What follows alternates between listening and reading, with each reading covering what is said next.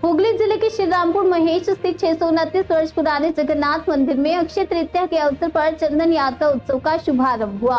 ये 42 दिनों तक चलने वाली परंपरा भगवान जगन्नाथ के शरीर को शीतलता प्रदान करने के उद्देश्य से मनाई जाती है। हजारों भक्तों की उपस्थिति में भव्य चंदन लेप, भोग, आरती और भजन कीर्तन के साथ इस ऐतिहासिक परंपरा की शुरुआत हुई।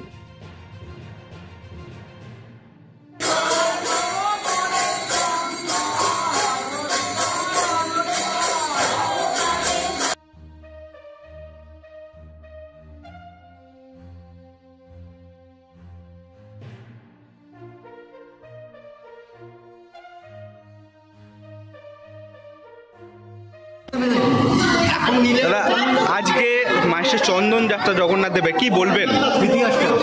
বৈশাখ মাসের চান্দ্র বৈশাখ মাসের শুক্লপক্ষের যে তৃতীয়া তিথি, এই তিথি হচ্ছে অক্ষয় তৃতীয়া। এই অক্ষয় তৃতীয়া খুব শুভ দিন, বছরের 4টে দিন খুব শুভ দিন ধরা হয় 365 দিনের মধ্যে।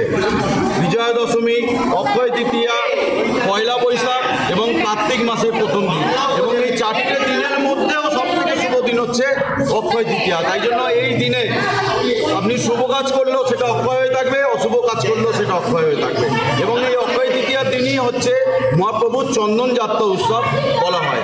রাজা ইন্দ্রদ্যম্নকে জগন্নাথ দেব নির্দেশ দিয়েছিলেন যে এই অক্ষয় তৃতীয়ার দিনেই যে তুমি আমার সারা অঙ্গে তুমি চন্দন লেপন করো, আমার মাথা ধরেছে, আমার গা হাত পা জ্বালা যন্ত্রণা করছে।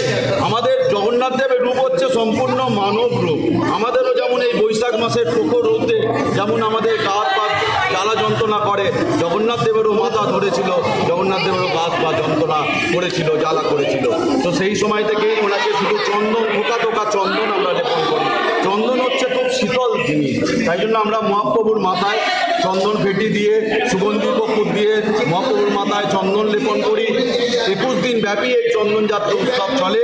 আমরা 42 দিন ধরেই আমরা মহাপ্রভুর মাথায় চন্দন লেপন করবো।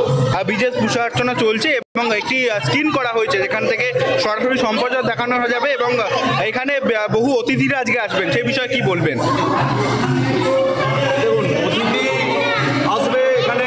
আমাদের দীঘায় জগন্নাথ মন্দির উদ্বোধন হচ্ছে। আমি বলবো সারা পশ্চিমবঙ্গে এখন জগন্নাথ লীলাক্ষেত্র